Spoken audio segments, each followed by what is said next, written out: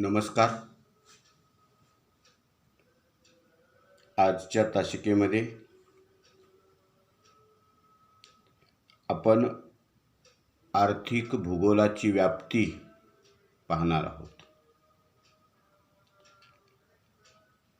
साधारणपणे असं म्हटलं जातं, आर्थिक भूगोल ही मानवी भूगोलाची अगदी अलीकडे विकसित होत असलेली एक महत्त्वाची शाखा म्हणून पाहिलं जातं. साधारणपणे आर्थिक भूगोल या ज्ञान शाखेमध्ये मानवाच्या आर्थिक क्रियेचं वर्णन हे प्रामुख्याने केलं जातं. नेमकं मानवाच्या आर्थिक क्रिया कोणत्या आहेत, त्या किती प्रकारच्या आहेत, तो भाग पाहणं सर्वात महत्त्वाचं ठरेल. मानवाच्या आर्थिक क्रिया या अनेक प्रकारच्या आहेत. मग प्राथमिक आर्थिक क्रिया असतील, द्वितीयक आर्थिक असतील, तृतीयक असतील, चतुर्थक असतील, पंचम असतील. या ज्या क्रिया आहेत आर्थिक क्रिया, त्या क्रिया साधारणपणे मानवी गरजांची पूर्तता करण्यासाठी मानवाकडून केली जाते.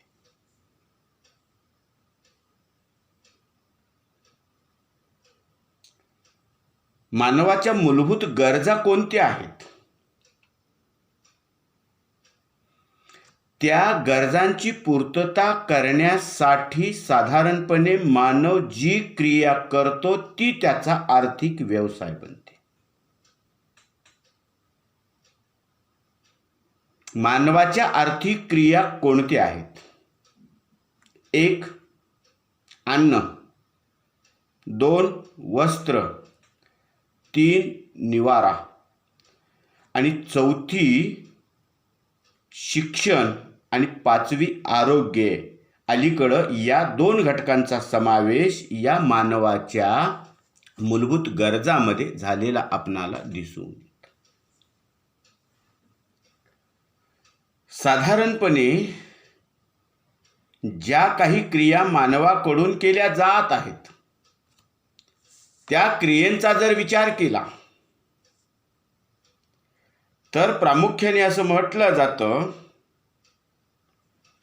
शिकार असेल, मासेमारी असेल, लाकूड तोड असेल, पशुपालन असेल, शेती असेल, खाणकाम असेल, उद्योगधंदे, वाहतूक, दळणवळण, व्यापार यासारख्या अनेक क्रिया या मानवाच्या आर्थिक क्रिया झालेल्या. जो व्यवसाय करतो, खरं तर असं म्हटलं जातं की मानवाचे व्यवसाय हे निरनिराळ्या साधन संपत्तीवरती अवलंबून आहेत.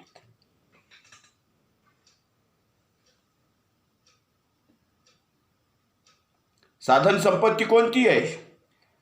साधन संपत्ती कशाला म्हटलं जातं? साधन संपत्ती म्हणजे नेमकं काय अर्थ आहे त्याचा? साधन संपत्ती त्यालाच म्हटलं जातं ज्या घटकाद्वारे, ज्या पदार्थाद्वारे किंवा ज्याच्या मार्फत मानवाची गरज ही भागविली जाते, त्या घटकाला, पदार्थाला, वस्तूला साधारणपणे साधन संपत्ती असं म्हटलं जातं. आर्थिक भूगोलामध्ये साधारणपणे मानवाच्या गरजा या निसर्गातल्या अनेक घटकावरती अवलंबून आहेत. जमीन असेल, पाणी असेल, जंगल असेल, प्राणी असेल, खनिजे असतील, ही साधन संपत्ती आहे. आणि याच साधन संपत्तीवरती मानवाच्या गरजा या आज नव्हे प्राचीन काळापासून अवलंबून असलेल्या दिसून येत असतात. या साधन संपत्तीचा जर विचार केला तर साधन संपत्तीचे मुख्यतः 2 प्रकार पडतात. एक नैसर्गिक साधन संपत्ती आणि दुसरं मानवी साधन संपत्ती. नैसर्गिक साधन संपत्तीचा जर विचार केला तर साधारणपणे जमीन, पाणी, जंगल, प्राणी आणि खनिजे हे नैसर्गिक साधन संपत्ती आहे. कारण ही साधन संपत्ती निर्मिती प्रक्रियेमध्ये मानवाचा वाटा शून्य. जे निसर्गता निर्माण होते त्या साधन संपत्तीला नैसर्गिक साधन संपत्ती असं म्हटलं जातं. जमीन निर्मितीच्या प्रक्रियेमध्ये, पाणी निर्मितीच्या, जंगल निर्मितीच्या, प्राणी निर्मिती आणि खनिज संपत्ती निर्मितीच्या प्रक्रियेमध्ये मानवाचा वाटा शून्य असल्या कारणामुळेच ही निर्माण झालेली साधन संपत्ती नैसर्गिकरित्या होते. म्हणून त्या साधन संपत्तीला नैसर्गिक साधन संपत्ती असं म्हटलं जातं. दुसरा प्रकार आहे साधन संपत्तीचा, ज्याला मानवी साधन संपत्ती असं म्हटलं जातं, किंवा मानवाद्वारे निर्माण केली गेलेली जी साधन संपत्ती आहे, सामग्री आहे. पाहतो आपण, राहण्यासाठी आपण घर तयार करतो, इमारती उंचच उंच गगनचुंबी इमारतीचं बांधकाम करतो. कशासाठी आहे? मानवाच्या गरजेसाठी आहे. आणि ही मानवाची मूलभूत गरज आहे. अन्न, वस्त्र आणि निवारा असं आपण म्हणतो. निवारा त्यापैकी, ज्याच्यावरून मानवी विकासाची प्रक्रिया विकसित करावयाची आहे, ते रस्ते, वाहतुकीच्या सोयीसुविधा. रस्त्याचा विकास करणं, रस्त्यावरती वाहतुकीची साधनं निर्माण करणं, साधनं अस्तित्वात आणणं ही मानव निर्मित घटक आहेत. म्हणूनच असं म्हटलं जातं, इमारती असतील, रस्ते असतील, वाहने असतील किंवा जलसिंचनाची साधने असतील, विद्युत ग्रह असतील, कारखाने असेल, म्हणजेच उद्योगधंद्याचा विकास असेल, हे साधारणपणे असं म्हटलं जातं की मानव निर्मित साधन संपत्ती म्हणून ओळखली जाते.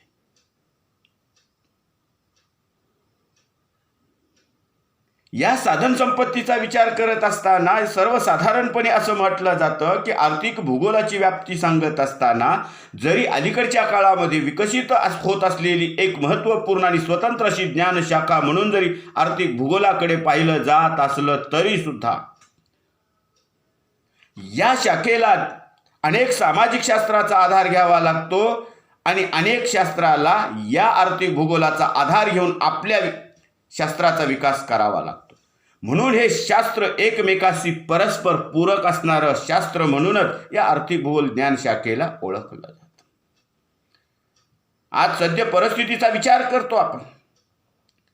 मानवाच्या अनंत गरजा आहेत आणि अनंत गरजांचा साधारणपणे असं म्हटलं जातं की या अनंत गरजांची पूर्तता करण्यासाठी मानवाला या निसर्गावरती अवलंबून राहावं लागतं.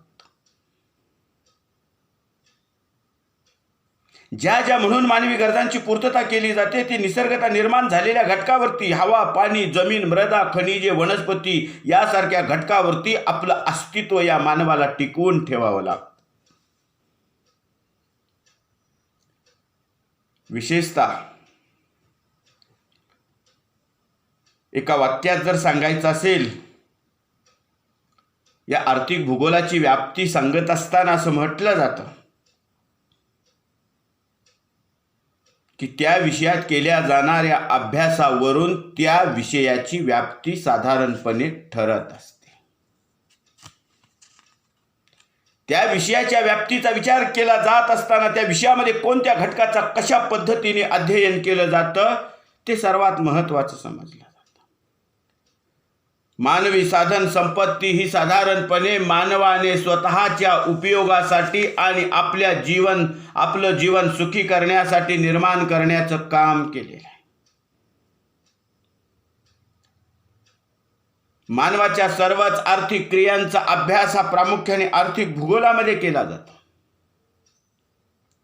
मानवाच्या आर्थिक क्रियेचा विचार करत असताना, प्राथमिक अवस्थेमध्ये असताना साधारणपणे वेगवेगळ्या प्राण्यांची शिकार करून आपला उदरनिर्वाह भागविण्याचं काम माणूस सुरुवातीच्या कालखंडामध्ये करत होता. शिकार हा व्यवसाय जर पाहिला तर साधारणपणे असं म्हटलं जातं कशावर अवलंबून आहे? पशु, पक्षी, प्राणी ह्यासारखे घटक उपलब्ध असावे लागतात ज्याच्यावरती हा शिकार हा व्यवसाय प्रामुख्याने अवलंबून असलेला दिसतो.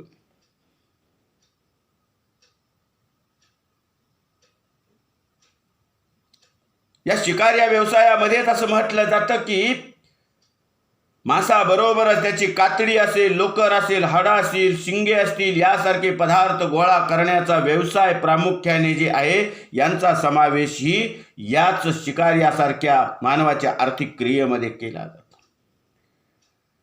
प्राथमिक अवस्थेमध्ये असताना आपण मासेमारी करत होतो, माशाची धरपकड करत होतो.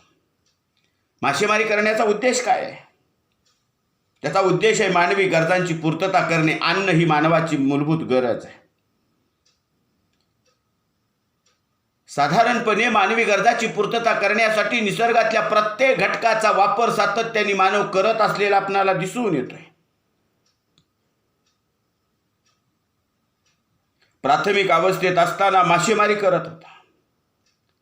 कालांतराने प्राथमिक अवस्थेतला जर विचार केला तर उदरनिर्वाह हे फक्त तत्व होतं. फक्त अन्नाची गरज म्हणून याचा वापर केला जातो. कालांतराने मासेमारीला व्यापारी स्वरूप आलं. स्थानिक बाजारपेठेऐवजी जगाच्या बाजारपेठेमध्ये पकडलेल्या मासे शीतकरणाच्या साह्याने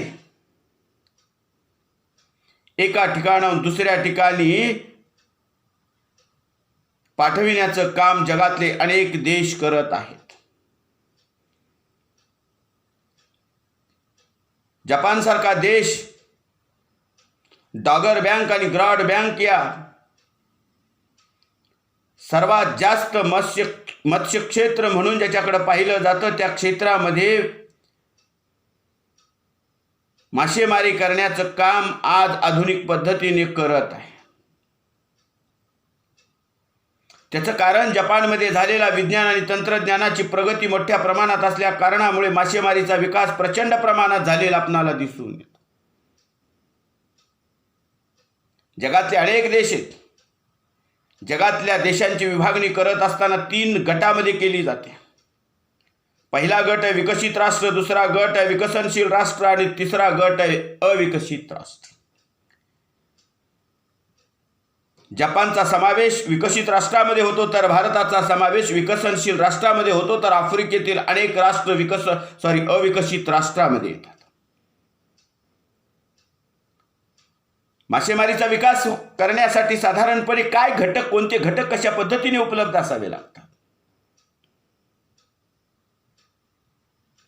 पाण्याचं स्वरूप असेल, समुद्राचा किनारवर्ती भाग असेल, हवामान असेल, माशाचं प्रमाण असेल, वाहतुकीच्या सोयी सुविधा असतील, बाजारपेठ असेल, यासारखे घटक साधारणपणे असं म्हटलं जातं की मासेमारीवरती परिणाम करतात. म्हणून मासेमारीच्या विकासासाठी या घटकावरती अवलंबून राहावं लागतं. ज्या ठिकाणी हे सर्व घटक अनुकूल आहेत त्या ठिकाणी व्यापारी पद्धतीनं मासेमारी करण्याचं काम करता येतं. साधारणपणे एक घटक लक्षात घेत असताना त्याच्यावर आधारभूत असणारे अनेक घटक आपणाला जोडून त्या प्रक्रियेमध्ये मोडले जातात. फक्त मासेमारीचा विचार करत असताना साधारणपणे मासेमारी करण्यासाठी कोणत्या घटकाची कशा पद्धतीने गरज भासते हे निश्चित सांगता येईल.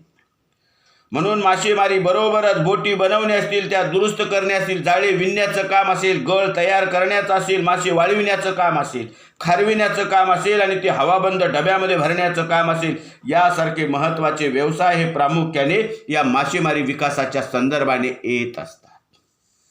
साधारणपणे मासेमारी विकासाच्या संदर्भाने विचार करत असताना दुसरा जो भाग आहे पशुपालन आहे. आर्थिक भूगोलामध्ये मानवाच्या आर्थिक क्रियेचं वर्णन केलं जातं. या शास्त्रामध्ये ज्याच्यामध्ये ज्या घटकांचं अध्ययन केलं जातं त्याच्यावरून त्याची व्याप्ती ठरत असते. सुरुवातीच्या कालखंडामध्ये मानवाकडे ज्ञान अपुऱ्या स्वरूपाचं होतं म्हणून साधन सामग्रीचा वापर मर्यादित प्रमाणामध्ये होत होता. परंतु काळाच्या ओघामध्ये मानवी विकासात्मक प्रक्रिया वेगानं वाढीस लागली आणि त्याचा परिणाम म्हणूनच की काय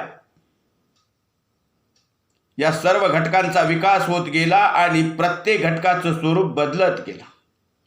उदरनिर्वाहक स्वरूप बदलत जाऊन व्यापारी स्वरूप आलं. जसं मासेमारीमध्ये पाहतो आपण अन्नाची गरज म्हणून आपण सुरुवातीला मासेमारी करत होतो, धरपकड करत असतो. पण आज सध्या परिस्थितीला इतरांच्या गरजेसाठी आपण व्यापारी तत्वावरती माशाची धरपकड करून त्या प्रदेशामध्ये माशांची निर्यात करत आहोत.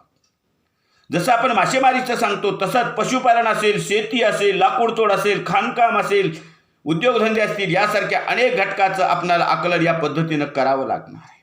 कारण या ज्ञानशाखेमध्ये अनेक घटकांचं अध्ययन केलं जातं. पशुपालन, शेती, लाकूडतोड, खाणकाम यासारखे व्यवसाय हे मानवाच्या आर्थिक क्रिया आहेत. पशुपालनाचा जर विचार केला तर असं म्हटलं जातं की मानवाला पशुधनाचं महत्त्व कळल्यामुळेच तो निरनिराळ्या प्रकारचे पशुधन बाळगण्याचं काम सुरुवातीच्या काळापासून करत आलेला आहे. खरं तर एका व्यवसायाला दुसरा जोड व्यवसाय म्हणून करण्याचं काम, ज्याला आपण जोडधंदा असं म्हणतो. शेतीला पूरक व्यवसाय, शेती करत असताना शेतीबरोबरच त्याला पूरक असणाऱ्या व्यवसायाची निर्मिती करणं, ज्याच्यामधून पशुपालन व्यवसाय हा साधारणपणे पशुधनावर अवलंबून आहे. पशुपासून दूध असेल, दुधापासून तयार केलेले पदार्थ असतील, ज्याला दुग्धजन्य पदार्थ असं म्हटलं जातं. काही देश आहेत जगामध्ये की ज्यांची अर्थव्यवस्था दूध आणि दुग्धजन्य पदार्थावरती अवलंबून आहे. म्हणून अशा अर्थव्यवस्था ज्या घटकावरती अवलंबून आहे, त्याचा विकास करत असताना त्या घटकाचं स्वरूप सातत्याने बदलत जातं काळाच्या ओघामध्ये. जेथे मोठ्या प्रमाणामध्ये चराऊ भूमी उपलब्ध आहे, अशा ठिकाणी पशुधन सांभाळण्याचा व्यवसाय प्रामुख्याने करतात. भूमी उपलब्ध असावी लागते, अनुकूल प्रकारचं हवामान त्या व्यवसायासाठी, पशुपालनासाठी अनुकूल हवामान असलं पाहिजे. काही देश आहेत जगाच्या पातळीवरती, जगाच्या पाठीवरती, ज्या देशामध्ये असं म्हटलं जातं की जो व्यवसाय तिथं चालतो म्हणून त्याचा प्रयत्न आपण करतो, त्या पद्धतीनं जिथं ज्या पद्धतीनं विकास झाला त्या पद्धतीने आपल्या देशामध्ये विकास होईल हे निश्चितपणे सांगता येत नाही. कारण त्या व्यवसायावरती हवामानाचा देखील प्रभाव पडत असतो. पाश्चिमात्य राष्ट्रामध्ये ज्या काही होल्स्टन असतील, जर्सी असतील, अशा पशुधनाचा वापर करून दिवसाकाठी 300 लिटरपर्यंत दूध मिळविण्याचं काम विकसित राष्ट्रामध्ये केलं जात आहे. जर तोच प्रयत्न भारतासारख्या देशामध्ये जर भारत देशानं करण्याचा प्रयत्न केला तर भारतातलं हवामान आणि ज्या देशामध्ये एवढं दूध मिळवलं जातं त्या देशातलं हवामान पाहिलं तर फरक असं म्हटलं जातं. त्या देशामध्ये थंडीच्या काळामध्ये जनावरांच्या गोठ्यामध्ये, पशुधन गोठा जिथं पशु राहतात, जसं आपण आपल्या घरात राहतो तसं पशुधन जिथं वास्तव्य करतात, त्या वास्तव्य करणाऱ्या ठिकाणी थंडीच्या काळामध्ये रूम हीटर्स बसविले जातात. ब्लँकेट पांघरण्यासाठी वापरतात. पशुधनाला, जनावरांना पांघरण्यासाठी ब्लँकेटचा वापर केला जातो. या पद्धतीनं तिथं जो विकास झालेला आहे पशुधनाचा, दुग्धोत्पादन व्यवसायाच्या दृष्टीनं, तसा विकास करण्याचा प्रयत्न जर भारतामध्ये केला तर आपण आपल्या असणाऱ्या पशुधन ज्या ठिकाणी आपण ठेवतो त्या ठिकाणी या सर्व सोयी सुविधा उपलब्ध करून देऊ शकतो का, हाही महत्त्वाचा भाग आहे. म्हणून त्यांचं जे तत्व आहे ते तत्व आपण जर स्वीकारलं आणि त्या तत्वाप्रमाणे जर आपण हा व्यवसाय करण्याचा प्रयत्न केला तर त्याला अनेक घटक अनुकूल असावे लागतात. भांडवल असावं लागतं. भांडवलाशिवाय व्यवसाय करणं शक्य नाही. म्हणून यासारख्या गोष्टी विकसित करत असताना साधारणपणे असं म्हटलं जातं की पशुधनाचा व्यवसाय विकसित होण्याच्या दृष्टीनं जेथे मोठ्या प्रमाणामध्ये चराऊ भूमी उपलब्ध आहे आणि अनुकूल प्रकारचं हवामान आहे त्या ठिकाणी पशुपालन व्यवसाय मोठ्या प्रमाणामध्ये चालत असतो. ज्या व्यवसायामधून मांस असेल, लोकर असेल, कातडी असेल, दूध आणि दुग्धजन्य पदार्थ मिळविण्याचं काम केलं जात असेल. साधारणपणे पशुपालनाचं स्वरूप काळाच्या ओघामध्ये बदलत गेलं. सुरुवातीला मर्यादित स्वरूप होतं. आज पाहतो जगाच्या कानाकोपऱ्यामध्ये एका ठिकाणाहून दुसऱ्या ठिकाणी वस्तूची ने-आण, दुग्धजन्य पदार्थाची ने-आण करण्याचं काम केले. खरं तर हे नाशवंत पदार्थ, पण वेगवान सोयी सुविधा उपलब्ध झाले, साधनं उपलब्ध झाले, वाहतुकीची साधनं, ज्याला हवाई वाहतूक असं म्हणतो, विमान सेवा. या हवाई वाहतुकीच्या विकासामुळे जगाच्या कानाकोपऱ्यामध्ये कमीत कमी वेळामध्ये नाशवंत पदार्थ पोहोचविण्याचं काम केलं जातं. त्याचा परिणाम हा विकासाची प्रक्रिया वेगानं वाढीस लागली. जसं आपण पाहतो मासेमारी, पशुपालन, तसंच शेतीचा सुद्धा विचार आहे. सुरुवातीच्या कालखंडामध्ये मानव भटक्या स्वरूपाची शेती करायचा.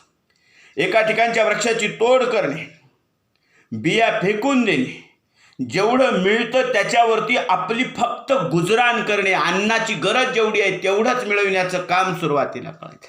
तेही असं म्हटलं जात होतं. एका विशिष्ट प्रदेशामध्ये जेवढी लाकूड तोड केली जायची, जेवढ्या प्रदेशामध्ये बिया फेकण्याचं काम केलं जायचं आणि अंकुरण्याची प्रक्रिया होते, उत्पन्न होण्याची प्रक्रिया होते, तेवढं मिळवलेलं जे उत्पन्न आहे ते एका विशिष्ट काळापर्यंत येत असे.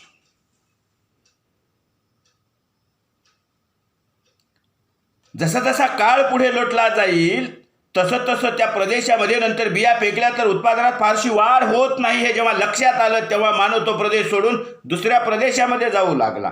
म्हणून तर मानवाच्या शेतीचं स्वरूप भटकं होतं असं म्हटलं जातं. एका ठिकाणाहून दुसऱ्या ठिकाणी जाणे, दुसऱ्या प्रदेशामध्ये पुन्हा वृक्षाची तोड करणे, पुन्हा बिया फेकणे, पुन्हा उत्पन्न मिळविणे, अन्नाची गरज भागविणे, असं करत करत मानव आपलं जीवन व्यतीत करत होता. काळाच्या ओघामध्ये मानवी विकासात्मक प्रक्रिया वाढीस लागली. मानवाच्या ज्ञानामध्ये हळुवारपणे भर पडत गेली. या शेतीचा, या जमिनीचा किंवा या भूभागाचा कशा पद्धतीने वापर करावा याचं तंत्र हळुवारपणे विकसित झालं आणि भटक्या शेतीचं स्वरूप कुठंतरी पाठीमागे पडत जाऊन स्थायी प्रकारचा शेतीचा विकास होण्याची प्रक्रिया हळुवारपणे विकसित झाली आणि मानव एका प्रदेशामध्ये वास्तव्य करू लागला आणि शेतीचा विकास करण्याचा प्रयत्न करू लागला.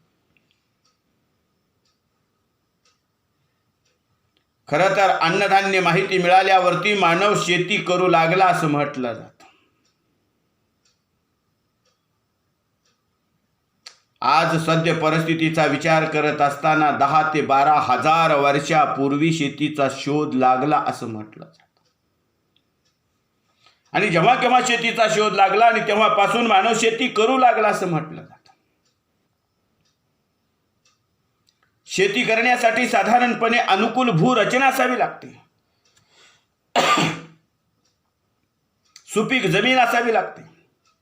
ज्या प्रदेशामध्ये पिकांचं उत्पादन घेणार आहात त्या प्रदेशामध्ये तापमान आणि पर्जन्य हे 2 घटक सर्वात महत्त्वाचे समजले जातात. ज्या प्रदेशामध्ये तापमान नाही अशा प्रदेशामध्ये शेतीचा विकास फारसा करता येत नाही. ज्या प्रदेशामध्ये पर्जन्य नाही अशाही प्रदेशामध्ये शेतीचा विकास करता येत नाही. म्हणून दोन्ही घटक तितकेच महत्त्वाचे आहेत. तापमान आहे पण पर्जन्य नाही, शेतीचा विकास करणं शक्य नाही. पर्जन्य आहे पण तापमान नाही अशाही प्रदेशामध्ये जलाशय, पाणी हा घटक उपलब्ध आहे. अशाही प्रदेशामध्ये शेतीचा विकास करणं शक्य नाही.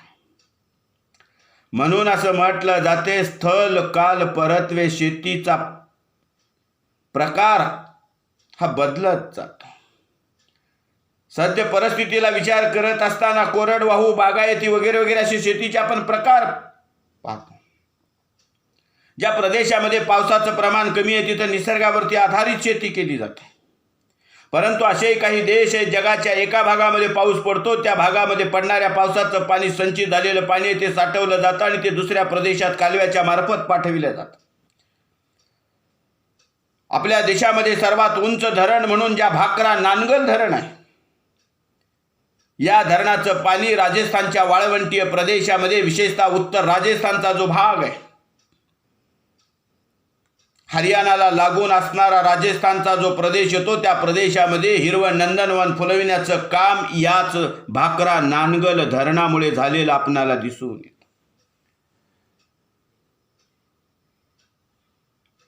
म्हणजे जलाशयाच्या सोयीसुविधा उपलब्ध करून देऊन कृषीचा विकास करण्याचं काम प्रामुख्याने केलं जातं. काही प्रदेशामध्ये निसर्गावरती आधारित शेतीचा विकास करण्याचं काम केलं जातं.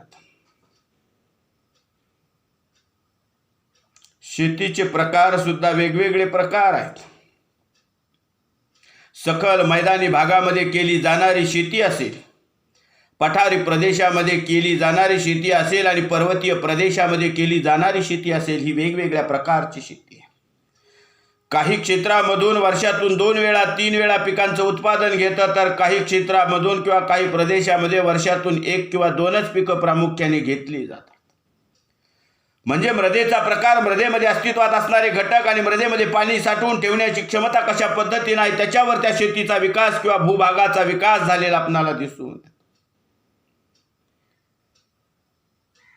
पर्वतीय प्रदेशाचा विचार जर करत असताना तीव्र उताराचे भाग आहेत, ज्याचा परिणाम तिथं पायऱ्या पायऱ्याच्या शेतीचा विकास केलेला आपल्याला दिसून येतो. आसाममध्ये चहाचे मळे आहेत, पश्चिम बंगालमध्ये, कर्नाटकामध्ये चहाच्या शेतीचा विकास करण्याचं काम, पायऱ्या पायऱ्याच्या शेतीचा विकास करण्याचं काम भारतासारख्या उत्तर पूर्व भारतामध्ये विशेषतः हिमालय पर्वताच्या डोंगर रांगेमध्ये प्रामुख्याने ही जी शेती केली जाते ती पायऱ्या पायऱ्याच्या शेतीचा विकास केला जातो. म्हणून शेतीचा विचार करत असताना सुरुवातीच्या कालखंडापासून आज तागायतपर्यंत जर विचार केला तर शेतीमध्ये सुद्धा सातत्याने मानवी विकासात्मक बदल जाणवत असलेला आपल्याला दिसून येतो. सुरुवातीला भटकी शेती होती, यानंतरच्या कालखंडामध्ये सखोल, विस्तृत, बागायती, मिश्र असे अनेक शेतीचे प्रकार होऊ लागले.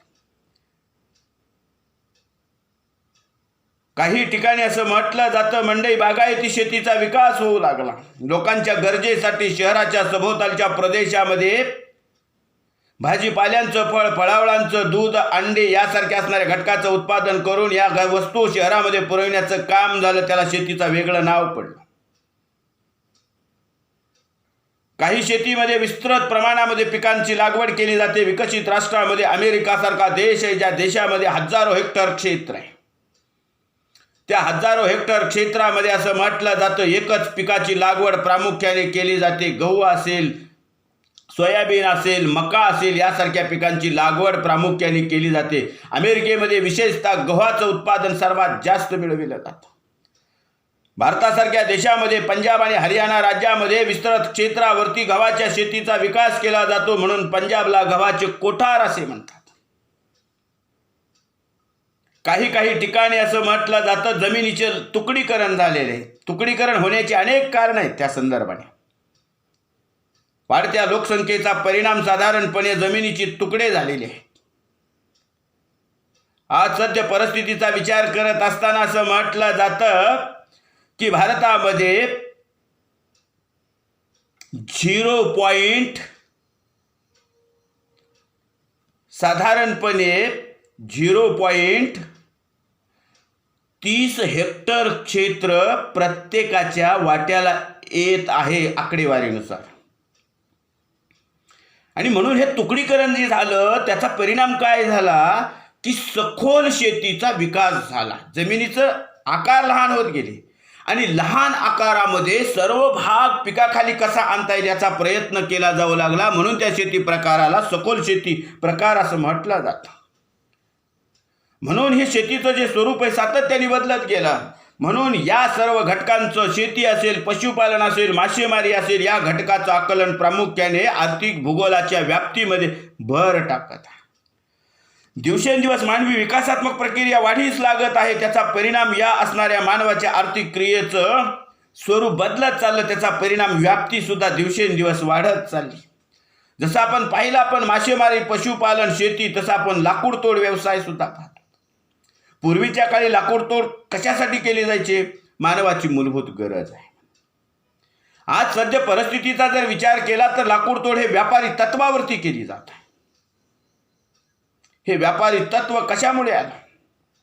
माणसाला अनेक दृष्टीनं या वृक्षाची गरज आहे. इमारतीसाठी असेल, फर्निचर निर्माण करण्यासाठी असेल, नवे कागद निर्मितीची प्रक्रिया असेल, वाहन निर्माण करण्यासाठी असेल, रेल्वे डबे तयार करणे, स्लीपर्सची निर्मिती करणे, या अनेक कारणासाठी साधारणपणे वृक्षाची तोड केली जाते. वृक्षतोड किंवा वृक्षाची तोड करण्यासाठी कोणते घटक कशा पद्धतीने उपलब्ध असावे लागतात? तर वृक्षाचं आच्छादन असावं लागतं. वृक्षाचं आच्छादन म्हणजेच जंगलाचं अस्तित्व असलं पाहिजे, वृक्ष तरी असले पाहिजेत. आपण ज्या जिल्ह्यामध्ये वास्तव्य करतो त्या जिल्ह्यामध्ये 1% कमी वनक्षेत्र आहे. लातूर जिल्ह्याचा जर विचार केला तर लातूर जिल्ह्यामध्ये 1% कमी क्षेत्रावरती जंगल आहे. साधारणपणे असं म्हटलं जातं की हवामानाच्या अनुकूलतेच्या दृष्टीनं जर विचार केला तर एकूण भूभागाच्या 33% भूभागावरती वनस्पतीचं आच्छादन असायला पाहिजे.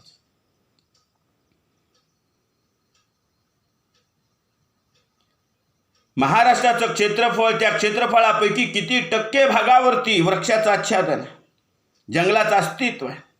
आज सध्या परिस्थितीला जर पाहिलं आपण तर फार कमी क्षेत्र या जंगलाखाली आहे. देशाची परिस्थिती ही आहे, दिवसेंदिवस मानवी विकासात्मक प्रक्रियेमुळे जंगलाची तोड मोठ्या प्रमाणामध्ये होत चाललेली आहे. याचा परिणाम काय झाला? आज जंगल तोडीवरती निर्बंध येऊ पाहत आहेत. जसं शिकारीवरती निर्बंध आलेले आहेत तसं वृक्षाच्या तोडीवरती सुद्धा निर्बंध येऊ लागलेले आहेत. वृक्षतोड करता येत नाही शासनाच्या परवानगीशिवाय. आणि म्हणून याचा परिणाम काय होत असतो तर मानवी विकासात्मक प्रक्रिया सातत्याने बदलत असते. म्हणून लाकूड तोड व्यवसाय मानवाच्या दृष्टीनं जरी पाहिलं तर मानवाची एक आर्थिक क्रिया म्हणून या व्यवसायाकडे पाहिलं जातं. दुसरा आहे खाणकाम व्यवसाय. खाणकाम व्यवसायाचा विचार जर केला तर मानवाला खनिजे व ऊर्जा साधने उपयोगी असल्या कारणामुळे खनिजाचं सातत्याने उत्खनन होत असतं. औद्योगिक क्रांती युरोपात झाली असं म्हटलं जातं आणि जगामध्ये प्रसार झाला. ही औद्योगिक क्रांती म्हणजे नेमकं काय आहे, ज्याला मॅन्युफॅक्चरिंग इंडस्ट्रीज असं म्हटलं जातं. एका घटकावरती प्रक्रिया करून दुसऱ्या घटकाची मूल्याधिष्ठित वस्तूची निर्मिती करणे. हे कसं होऊ शकतं? जमिनीच्या अंतर्गत भागामध्ये सापडणारे नैसर्गिक जी संपत्ती आहे त्याचा वापर कच्चा माल घेऊन वर घेतल्यानंतर त्याच्यावरती प्रक्रिया केली जाते. आणि प्रक्रिया करून असं म्हटलं जातं लोहखनिजापासून लोहखनिज ज्याच्यापासून पोलादाची निर्मिती केली जाते. पोलाद निर्मितीची प्रक्रिया म्हणजे हे मॅन्युफॅक्चरिंग इंडस्ट्री, लोहपोलाद उद्योग. हे साधारणपणे उद्योगधंद्याच्या दृष्टीनं जर विचार केला तर प्रामुख्याने असं म्हटलं जातं की हा व्यवसाय खाणकाम व्यवसायामुळे विकसित होऊ लागला. कच्च्या मालाचं पक्क्या मालामध्ये रूपांतर करण्यासाठी मानवाने कारखाने उभारण्याचं काम केलं. जसं मी सांगितलं लोहपोलाद उद्योग आहे. तसं कृषी क्षेत्रावरती पिकांचं उत्पादन घेऊन त्या पिकापासून आपण वस्त्र निर्मितीचं काम करतो. विदर्भाला पांढरे सोनं म्हणून ओळखलं जातं. विदर्भामध्ये कापसाचं उत्पादन सर्वात जास्त घेतलं जातं आपल्या देशामध्ये. म्हणून तर त्या प्रदेशाची ओळखच पांढरे सोने म्हणून आहे. सुती कापड तयार करण्याचं काम ज्या प्रदेशामध्ये जरी विकसित झालं असलं तरी या विदर्भातला कापूस त्या प्रदेशामध्ये निर्यात केला जातो आणि त्याच्यावरती ही प्रक्रिया करून उद्योगधंद्यामध्ये वस्त्र निर्मितीची प्रक्रिया केली जाते आणि तेच तयार झालेले वस्त्र त्याच बाजारपेठेत विकण्याचं काम ब्रिटन बरेच वर्ष करत होतं. भारतातला कच्चा माल आयात करून प्रक्रिया करून त्याच्यावरती प्रक्रिया केली जाते आणि पक्का माल जो तयार झालेले वस्त्र आहे ते भारतीय बाजारपेठेत विकण्याचं काम ब्रिटन करत होतं. म्हणून अशा निर्मितीच्या व्यवसायाच्या प्रक्रियेचा विकास हा साधारणपणे नैसर्गिक असणाऱ्या घटकावरती अवलंबून आहे. जसं लोहपोलाद उद्योग आहे, सुती कापड उद्योग आहे, कागद उद्योग आहे, सिमेंट आहे, साखर आहे, अशा अनेक उद्योगधंद्याचा प्रामुख्याने समावेश होतो. ज्या प्रदेशामध्ये जे घटक आवश्यक असावे लागतात त्या अस्तित्वात असणाऱ्या घटकाशिवाय या असणाऱ्या उद्योगधंद्याचा विकास करता येणं शक्य नाही. विद्यार्थी मित्रांनो, जसं की आपण पाहतो लोहपोलाद उद्योगधंद्याच्या विकासासाठी त्या प्रदेशामध्ये कच्चा खनिज संपत्ती असावी लागते. अशुद्ध प्रकारचं लोहखनिज असावं लागतं. नुसतं लोहखनिज असून चालत नाही तर त्याच्यावर प्रक्रिया करण्यासाठी त्याला जोडून असणारे मॅंगनीज सारख्या घटकांचं अस्तित्व, खनिज संपत्तीचं अस्तित्व त्याच प्रदेशामध्ये असणं गरजेचं आहे. दगडी कोळसा असणं गरजेचं आहे. पाणी घटक हा असणं गरजेचं आहे. या घटकांची उपलब्धता ज्या प्रदेशामध्ये त्या प्रदेशामध्ये लोहपोलाद उद्योगधंद्याचा विकास होतो. म्हणून तर बिहारसारख्या, पश्चिम बंगालसारख्या भागामध्ये लोहपोलाद उद्योगधंदे मोठ्या प्रमाणावरती विकसित झालेले आपल्याला दिसून येतात. खाजगी तत्वावरचा पहिला उद्योग समूह या देशामध्ये जो निर्माण झाला तो पूर्वीच्या बिहार राज्यामध्ये. बिहारसारख्या राज्यातला जर विचार केला, आजचं जमशेदपूर म्हणून जे ओळखलं जातं हे जमशेदपूर मूळचं साकची नावाचं छोटंसं गाव होतं दुर्गम भागामध्ये. आज शहर वसलेलं आहे. म्हणजे साधारणपणे त्या भागामध्ये या खनिज संपत्तीचं अस्तित्व असल्यामुळे लोहपोलाद उद्योगाचा विकास त्या प्रदेशामध्ये होऊ शकला असं म्हटलं जातं. म्हणजे ज्या प्रदेशात भौगोलिक व आर्थिक घटक अनुकूल आहे त्या प्रदेशामध्ये उद्योगधंद्याचा विकास होतो. निरनिराळे कारखाने ऊर्जा साधनावरती चालतात असं म्हटलं जातं. साधारणपणे जलविद्युत शक्तीला अधिक महत्त्व प्राप्त झालेले आहे. कारण दगडी कोळशापासून वीज तयार करणं, कोळशापासून होणारं पोल्युशन, पर्यावरणीय दूषितीकरण मोठ्या प्रमाणात होत असल्या कारणामुळे पाण्यापासून वीज तयार करणे आणि विजेचा वापर करून या उद्योगधंद्याचा विकास करणं आज गरजेचं ठरत आहे.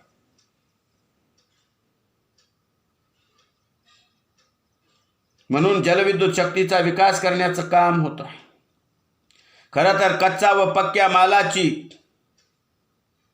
ने-आण करणं ही सुद्धा एक मानवाची आर्थिक क्रिया आहे. जसं प्राथमिक आर्थिक क्रिया या निसर्गावरती आधारित क्रिया आहेत आणि द्वितीय क्रिया ही साधारणपणे प्राथमिक क्रियेवरती आधारित आहे. शेती करणे, खाणकाम व्यवसाय करणे, प्रक्रिया उद्योगाचा विकास करणे या प्राथमिक आर्थिक क्रियेवरती आहेत. प्राथमिक आर्थिक क्रिया डायरेक्टली निसर्गाशी संबंधित आहेत. शेती करायची निसर्गावरती अवलंबून आहे. कच्चा माल तयार झाल्याशिवाय पक्क्या मालाची निर्मिती करता येतच नाही. उदाहरणादाखल जर सांगायचं असेल तर वस्त्र तयार करावयाचे पण कपाशीचं उत्पादन होत नाही. जर कपाशीचं उत्पादन होत नसेल तर वस्त्र उद्योगाचा विकास करता येणं शक्य नाही. जरी आज मानवी विकासात्मक प्रक्रिया विकसित झाली असली तरी सुद्धा आपण मानवी विकासात्मक प्रक्रियेमुळे प्रत्येक घटक त्याच्यावरती निर्माण करतो असं होत नाही. कापूस हा त्याचा मूळ आधार आहे. म्हणून कपाशीचं उत्पादन तितकंच महत्त्वाचं समजलं जातं. कपाशीचं उत्पादन मानवाच्या प्राथमिक आर्थिक क्रियेमधून, शेती व्यवसायामधून मिळविलं जातं. त्या कापसावरती प्रक्रिया केली जाते. कापसापासून धागे तयार करणे, धागे विणणे आणि त्याच्यापासून वस्त्र निर्मिती करणे, वेगवेगळ्या रंगछटा निर्माण करून त्याची बाजारात विक्री करणे यासारख्या प्रक्रिया विकसित करण्याचं काम प्रामुख्याने केलं जात आहे. म्हणून कच्चा माल उद्योगधंद्यापर्यंत, प्रक्रिया उद्योगापर्यंत आणि तयार झालेला पक्का माल ग्राहकापर्यंत पाठविण्याचं काम केलं जातं. ते काम प्रामुख्याने मानवाच्या आर्थिक क्रियेमधूनच होतं, जी मानवाची तृतीयक आर्थिक क्रिया आहे. वाहतूक, दळणवळण, वस्तूची ने-आण करण्यासाठी ज्या ज्या घटकांची गरज लागते ते घटक मानवाच्या तृतीयक आर्थिक क्रियेत येतात.